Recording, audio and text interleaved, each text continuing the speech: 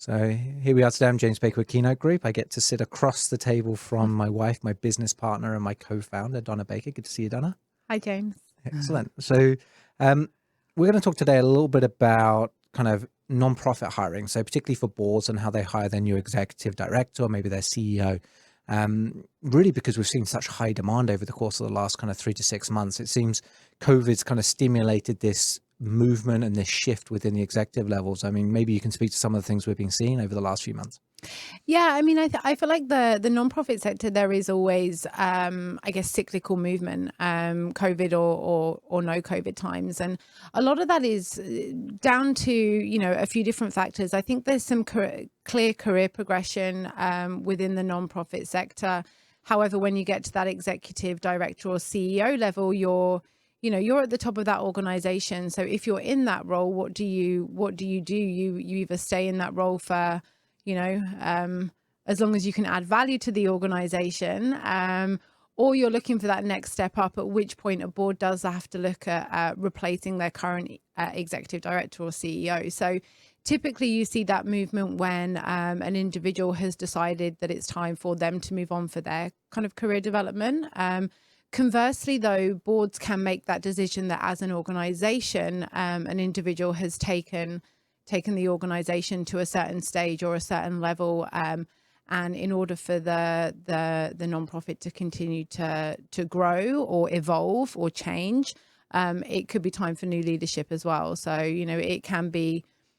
change can be led by who's in the role, but it can also be driven by the needs of the organization and led, by the board. Yeah, and I think that's what's been happening. We've seen obviously COVID, and it seems like all we talk about is COVID, which has made sense. But with COVID, it's people have been retiring, so people have been thinking, what do I want to do with my life? Do I want to help this organization as it comes out of COVID, and what that might take? And we know most executives, if we were to kind of put it in a kind of roughly a 5 to 7 year kind of timeline, is a good kind of tenure for an executive director, a CEO, and we have seen boards look at it and say, what is our new reality?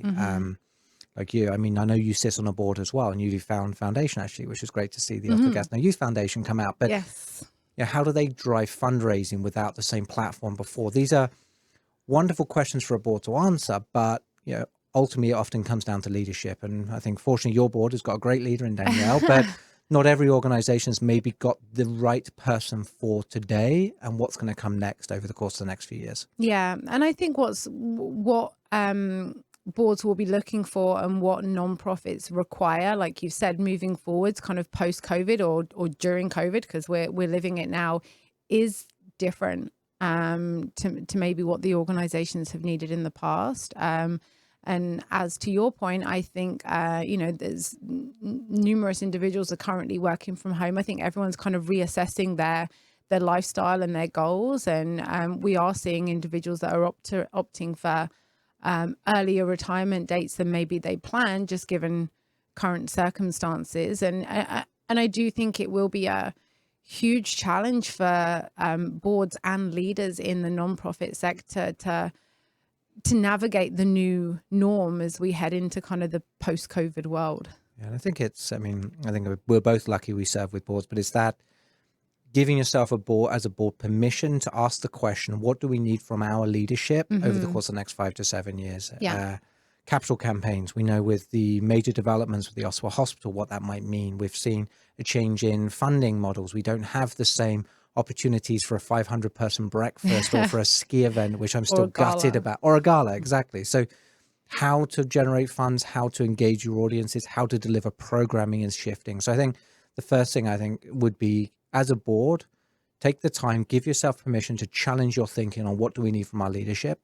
And it may well be the incumbent, and it's just giving them a different type of support in order to be successful. But what happens if the board gets to the point and they think, okay, we have to make a change, whether that's enforced upon them by a retirement, whether that's because they've decided to shift? I mean, what is a board responsible when it comes to, a search and actually finding a new leader for their organization? Yeah. I mean, ultimately boards are in place to govern the organization. So really the hiring of a leader who will be the operational day-to-day, probably figurehead of the organization, the one kind of driving what the board would like from a strategic standpoint. It's so important to get the right hire. I think it's one of the most important tasks or challenges or opportunities, depending on how you look at it, a board of directors can be given or take on during their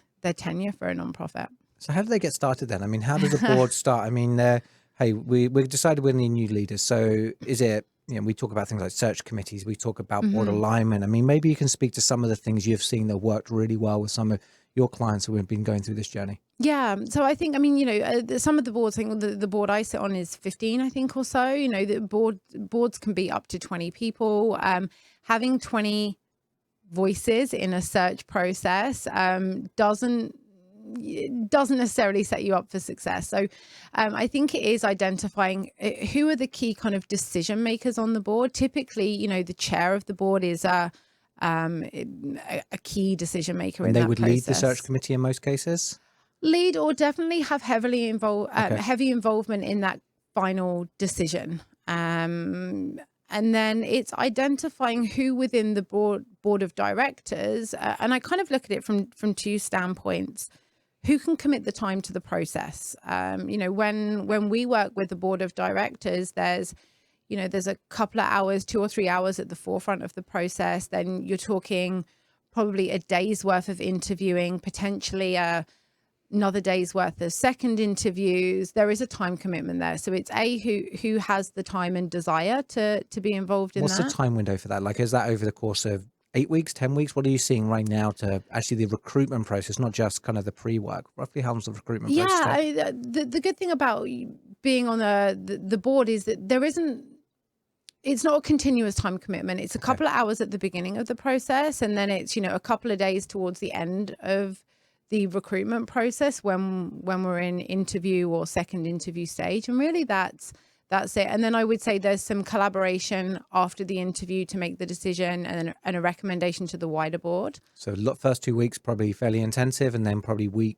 7 or 8 you're kind of back engaged and kind of heavily involved again. Exactly. Okay. Yeah. And then it's looking at who can add value to the search process. So who has some additional skills, whether it could be skills for the role that you're recruiting for. So if you're recruiting for a VP of finance, for example, and there's somebody on your board that has that skill set, great, get them involved. If you have anyone that has any recruitment or HR type experience, get them involved as well. So it's putting together a team that can add value to the process, that has the time, has the interest and desire, but is also a diverse group of people where that you are representative of the wider board in any decisions or recommendations that you're going to make. Perfect. And ultimately, I mean, that selection committee's job is to make a recommendation to the wider board on who's going to get hired for this new leadership position. Exactly. Yeah. Okay.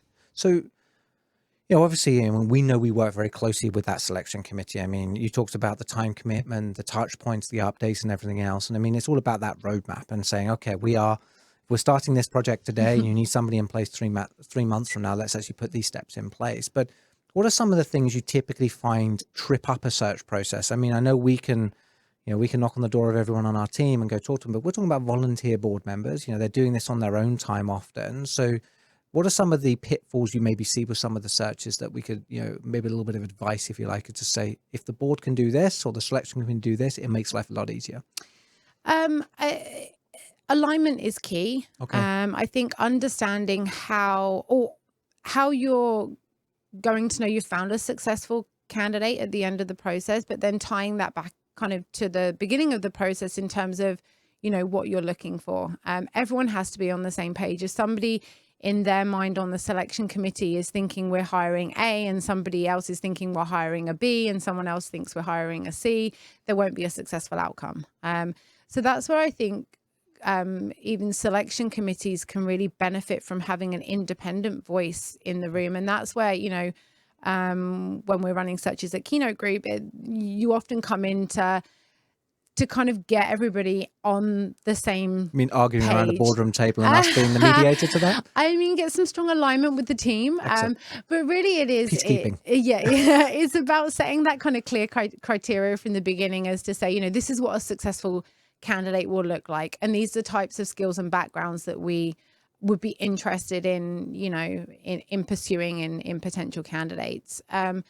And then committing to the process. I think where we've seen processes, we'll say, go sideways a little bit is when we can't commit to the timeframes from the candidates, because then, you know, they might look at another opportunity, or they might get cold feet because it's taking longer than expected, or especially in today's kind of climate, the longer that you leave a decision, the more nervous a candidate gets, and candidates are nervous about making a move anyway right now, because, you know, the whole world is slightly uncertain about what's happening. So, and I think that's something we see more and more of right now. Is it's, I think in general, boards have a good idea. Okay, strategically, this is what we want to accomplish as an organization, and they're good at creating the job description, and they laundry list everything this person could possibly do, but they forget this is actually a marketing puzzle they're solving. And to your point, during COVID, you have to convince somebody to make a change and consider your opportunity. It's not just,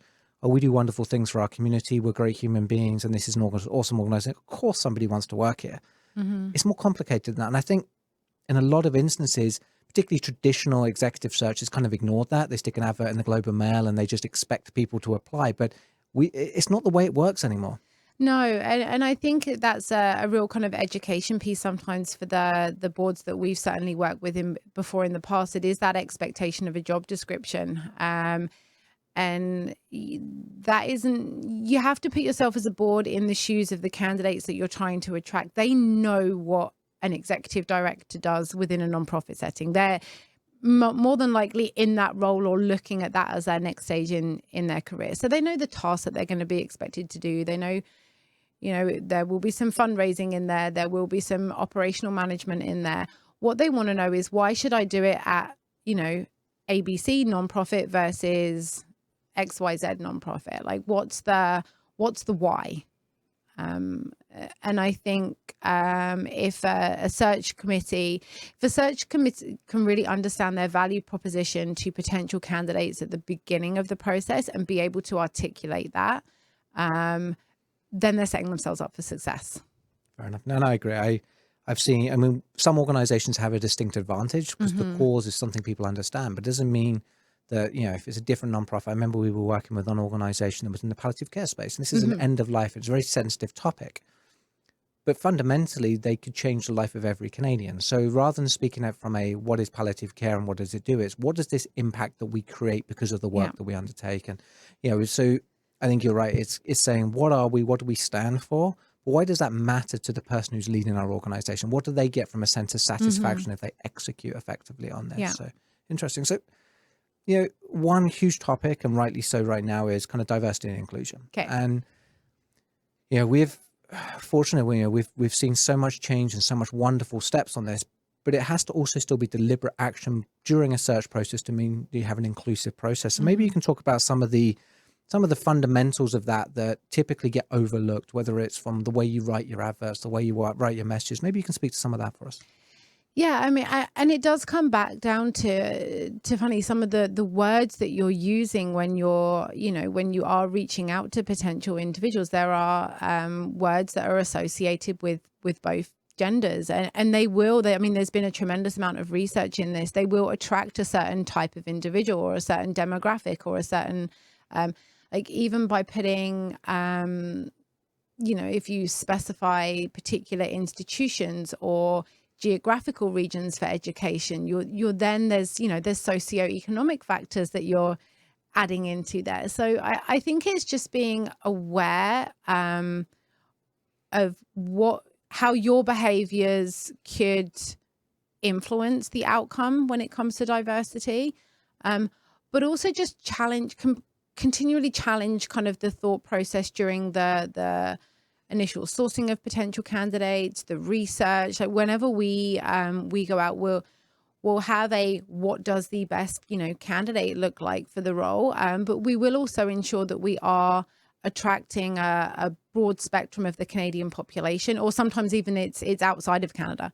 But just a broad spectrum of the population, so that at each stage there we're evaluating not only skills, but we're ensuring that, you know, the short list of candidates isn't just one gender or one background or one ethnicity. Like there really is a combination of strong individuals on there that have the skills to do the job, but come from different backgrounds. Yeah, and I think you're right. And I think back to a search we've just completed recently, which it was so important because there'll be public scrutiny to the person that's hired. So as a board, you're also responsible for having a defendable search process. So, you know, it's okay to ask your search firm to ensure that they provide D&I statistics. They actually give you the insights into what is the gender balance of the talent pool.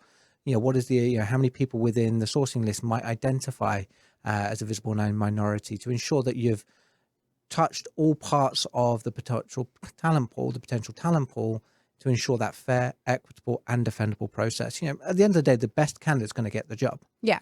But you have to ensure that you've looked at every potential candidate in order to make that decision. I think, again, I go back to some legacy processes that we still see from some firms out there that are ultimately closing the door to certain people, and we need to stop that. Yeah.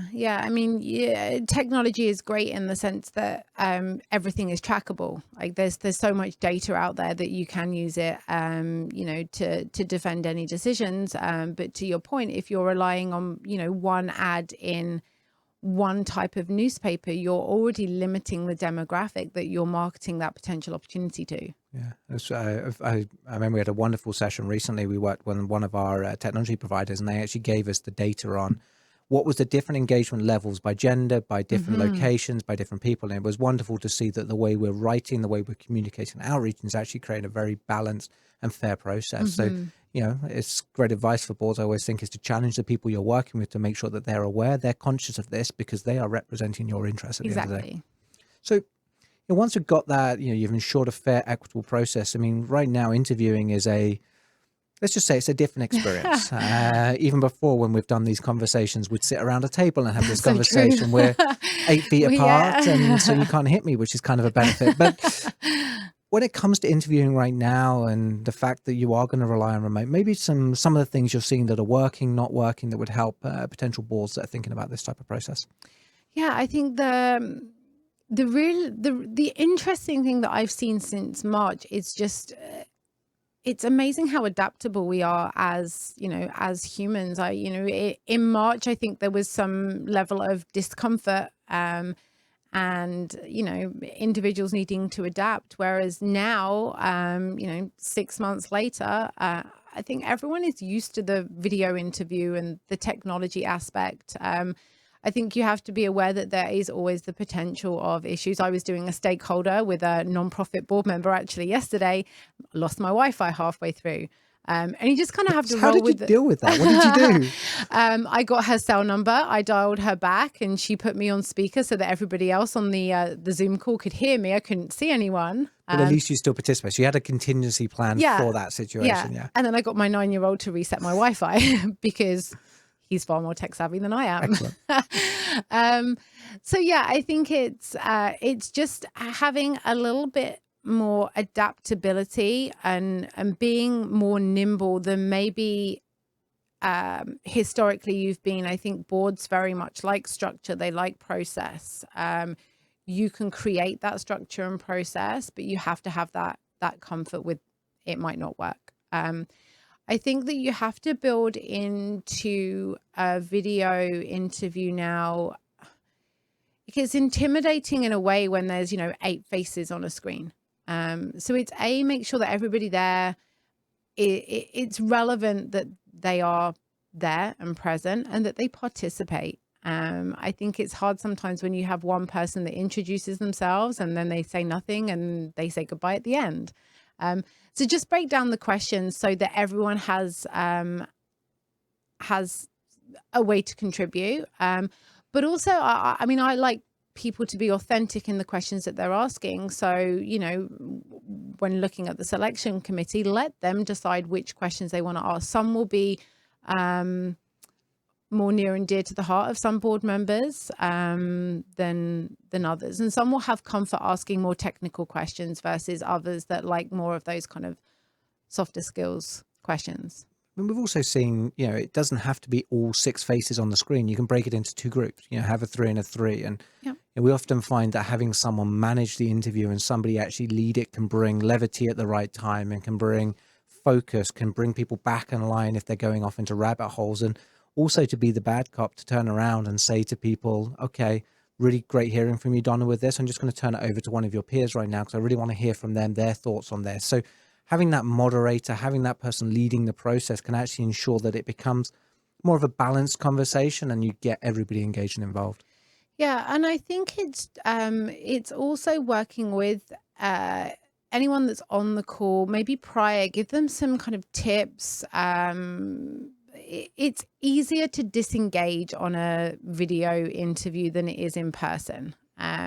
And I think it's important for any applicant that you're trying to attract to your organization that you are fully engaged, that you are fully present. And it's a minor thing, but people do forget it. I forget it when I'm on the, team Zoom calls. I've typically got the screen that they're on and I've got another screen here and you're kind of like off to the side, a little bit distracted. We never spotted that at all.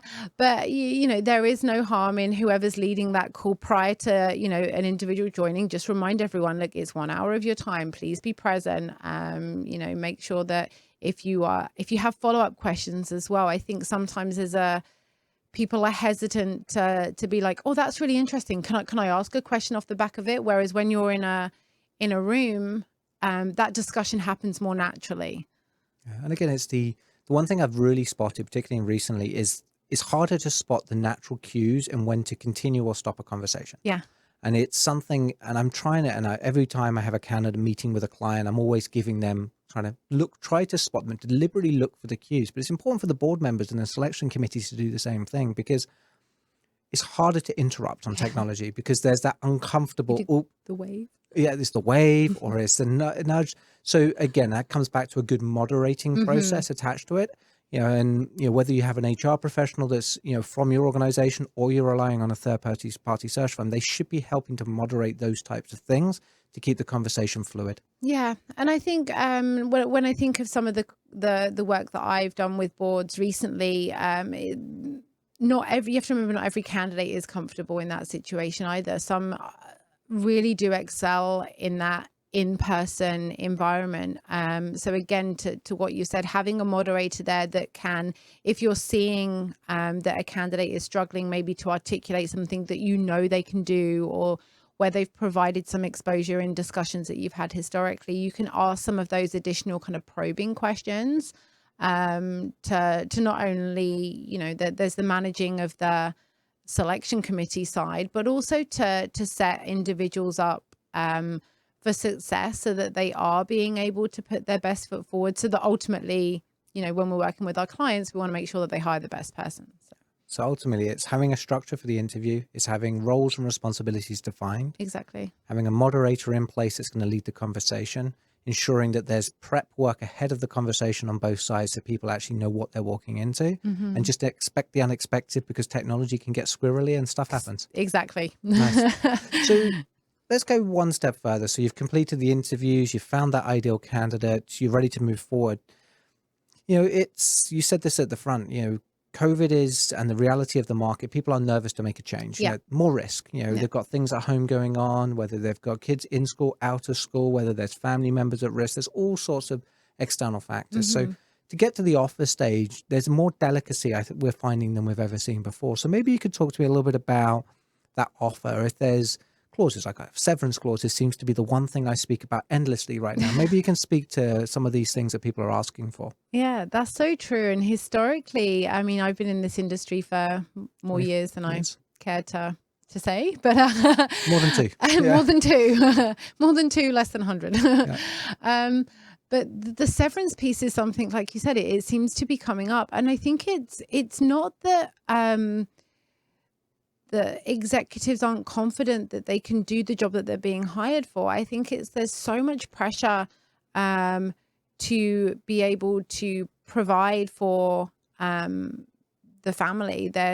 We're seeing a lot of movement outside of the city, which adds another layer of risk, which as candidates are considering that transition, they are looking for a bit of a security blanket, and it doesn't come from a confidence that they can't do the job that they're being hired for. It really does come from hey, there's this thing called COVID in the world, and we don't know, next year, could it be a million times worse? I mean, I don't think it will, fingers crossed, hopefully, but a year ago, we wouldn't have thought the world would be like this. So that for sure is one thing. And then secondly, I think it's just having constant conversations all the way through the recruitment process. And that's where a board can really rely on a search firm, because again, they don't have the time to continually talk to somebody across and it could an be 8-week 4 or period. 5 candidates that are going through that are really going to be serious contenders for this. Yeah, exactly.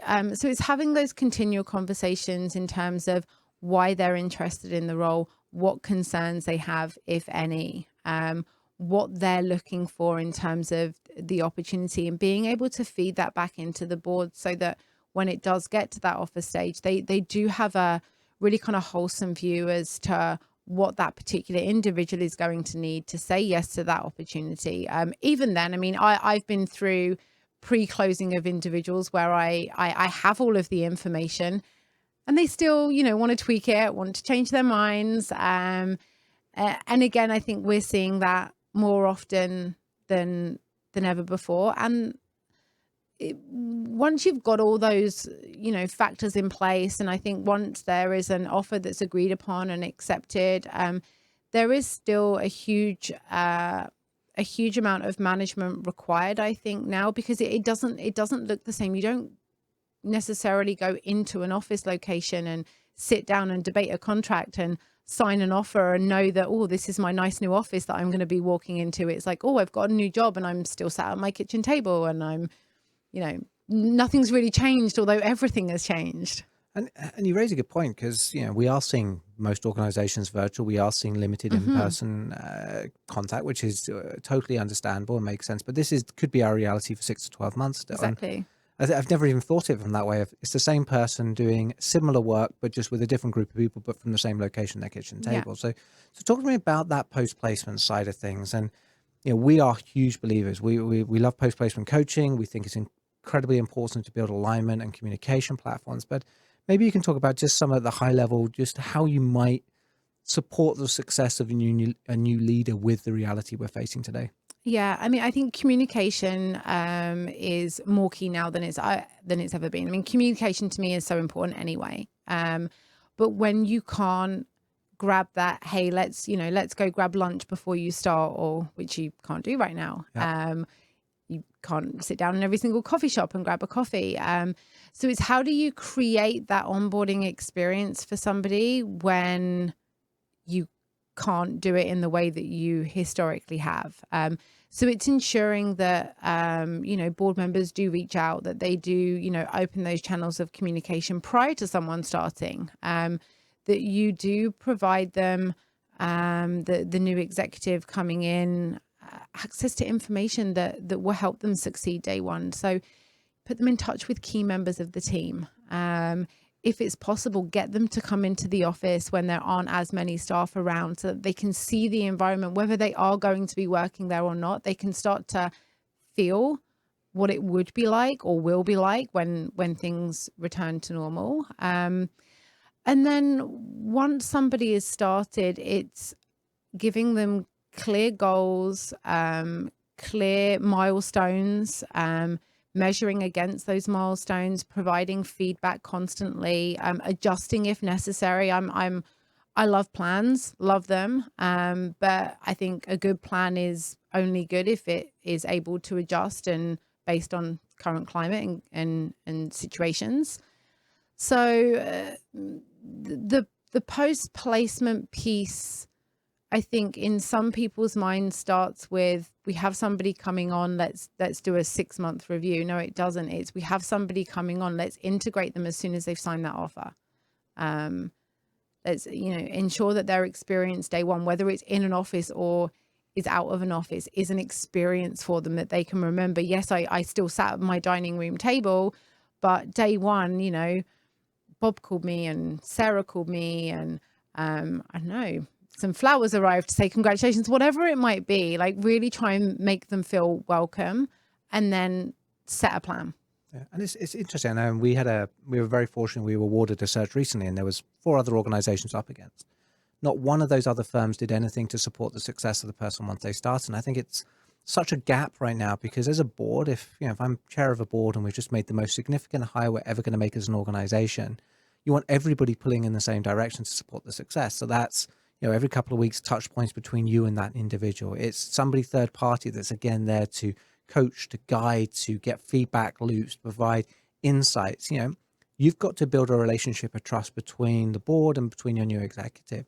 That can be done with support, and that can be done with help, which can accelerate that process, because you are going to have to be more objective about how you measure people, how you measure success. You need to course correct far quicker and far more deliberately than maybe before. And it still baffles me that more people don't help the success of an executive, and they kind of cross their fingers and hope that that investment you made is going to work out. But so I appreciate that. So you're talking about post-placement. Sorry. No, I was just going to say, I think sometimes with a non-profit organizations, we have to remember that often it's volunteer boards. So it's not only maybe people don't have the time, but people aren't always comfortable saying it's my responsibility to do that post-placement. As soon as you engage a third party, everything feeds through them. And hold them accountable to it. It makes it so much easier. Yeah. Interesting. So I appreciate this, Donna. So, there's a lot we've covered here today. We've talked about getting board alignment at the front end of this. Who is the selection committee and why are they on that? Exactly. Time commitment from them at the front end of the process. Then there's, there is some ongoing work, but it really picks up that interviewing time is going to be intensive, and that recommendation that comes through. Once we've kind of gone through all that process, obviously it's, how do we market this? How do we actually get to the values? How do we get to the core of what this organization is about and how that might make the new executive feel and be prepared to tell that story and to share that message?